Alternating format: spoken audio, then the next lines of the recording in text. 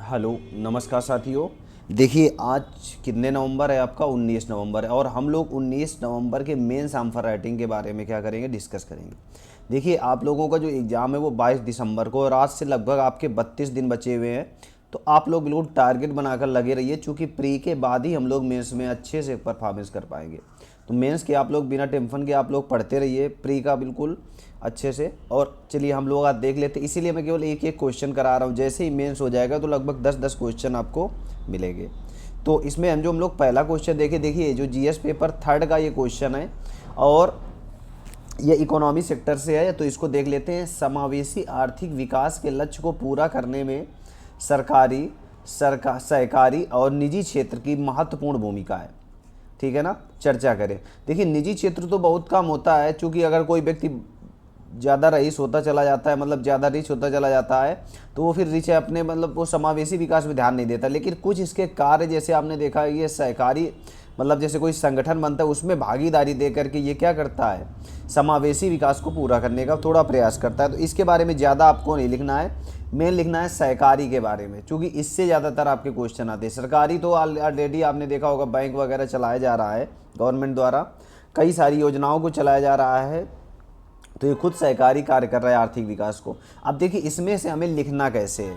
मैंने बताया था जब भी कोई मॉडल आंसर लिखना होता है तो इसमें थोड़ा सा इंट्रो लिख देते हैं 3-4 लाइन में, और उसके बाद हमारा बॉडी, और बॉडी में डायग्राम, और लास्ट में वे फॉरवर्ड। आपका बॉडी पार्ट बहुत अच्छा होना चाहिए, क्योंकि एग्जामिनर नीचे जब देखता है तो यहीं पर आपको क्या रहता है कि इसको बहुत अच्छे से लिखना पड़ेगा, ताकि एग्जामिनर थोड़ा यहाँ पर वेट करे, रुके।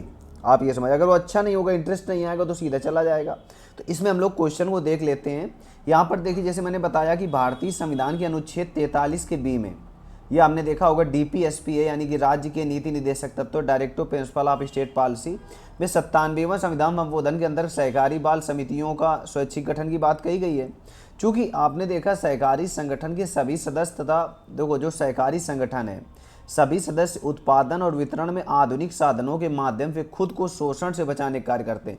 आप लोग एक गांव में हैं और इस गांव में बहुत अंधेरा रहता है, यहाँ पर लगभग 5 घर हैं। आप तो 5 घरों ने क्या किया कि सभी से कुछ कुछ शेयर किया, और शेयर करके यहाँ पर इतनी जगह एक पैनल लगवा दिया, और पैनल से पूरे लाइट हो गई कि नहीं।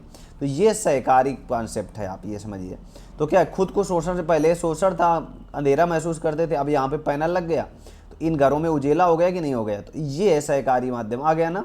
तो उत्पादन तथा वितरण के आधुनिक साधनों के माध्यम से आ गया। यद्यपि समावेशी आर्थिक विकास के लक्ष्य को पूरा करने में सरकारी क्षेत्र की निम्न भूमिका होती है। अब देखो कौन कौन से क्षेत्र में सरकारी क्षेत्र की, जैसे कृषि सहकारी समिति हो गया, उसके बाद उपभोक्ता सहकारी बाजार हो गया, अपना बाजार, बाजार सहकारी प्रोजेक्ट जैसे अमूल दूध वगैरह हो गया, केंद्रीय सहकारी जैसे एनबीएफसी बैंक हो गया, उत्पादन सहकारी समिति जैसे हैंडलूम वगैरह हो जाते हैं, हथकरघा उद्योग हो गया, ठीक है ना। आपने देखा कुटीर उद्योग, ये सभी सहकारी समितियों में आते हैं। देखिए बहुत कुछ अंतर नहीं है।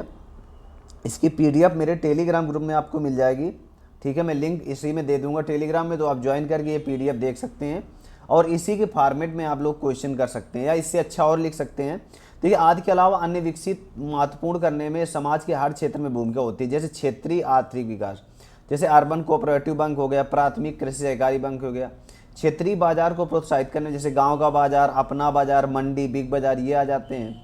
मेगा फूड पार्क विकसित करके आपने देखा होगा, ताकि जैसे जो कम समय में खराब होने वाली वस्तुएं उनको बचाया जा सके। सहकारी समितियां क्षेत्रीय लोगों को रोजगार प्रदान करती हैं, ये भी लिख सकते हो आप लोग। कुटीर उद्योग को बढ़ावा देती हैं। आदि के साथ साथ कई अन्य लाभ हैं जो समावेशी आर्थिक विकास को वृद्धि करते हैं। हालांकि कुछ चुनौतियां भी हैं, जैसे चुनौतियां कौन कौन सी हैं। इंफ्रास्ट्रक्चर का अभाव है, मतलब रोड अच्छा नहीं होना है, परिवहन नहीं है, लाइट नहीं है, पानी की समस्या है, विद्युत है कि नहीं। क्षेत्रीय बाजार क्या होता है, सीमित होता है, बहुत लोग नहीं आते हैं। सही मैनेजमेंट का अभाव नहीं है, पहली बात तो भ्रष्टाचार बहुत ज़्यादा है। क्षेत्रीय गरीबी भी है, तो लोग सामान ही नहीं खरीदते। सामाजिक सुरक्षा, रात में चोरी वगैरह का डर रहता है। देखिए क्वेश्चन आपको जो लिखना है आर्थिक विकास में, तो यहाँ पर देखिए बिल्कुल अच्छे से आप लिखते जाएंगे। सहकारी विकास में यहाँ पर पूरा डायग्राम ऐसे बना देना है, और आगे यहाँ पर चलते जाना है। अब इनके उपाय थोड़ा बता देना, जैसे व्यक्तिगत क्षेत्र में उपाय क्या है, जैसे जागरूकता फैला करके कर दिया जाता है। तकनीकी सहायता आपने देख लिया, कैमरा वगैरह लगवा, इंफ्रास्ट्रक्चर जैसे वृद्धि करके, जैसे रोड, बिजली, स्वास्थ्य सुविधाएं उपलब्ध करा के, वित्तीय सपोर्ट जैसे केसीसी हो गया, ये तो चल ही रहा, एटीएम और एनबीएफसी, इनमें क्या करे, वृद्धि की जाए। उसके बाद उपाय जैसे प्रशिक्षण केंद्रों की, जैसे ITI हो गया, कौशल विकास केंद्र हो गए, इन क्षेत्रों के ऊपर आपकी व्यवस्था करा करके यहाँ पर लोगों को रोजगार के माध्यम पर बनाया जा सकता है। इस प्रकार हम कह सकते हैं कि सहकारी समितियाँ समावेशी आर्थिक विकास में महत्वपूर्ण भूमिका निभाती हैं।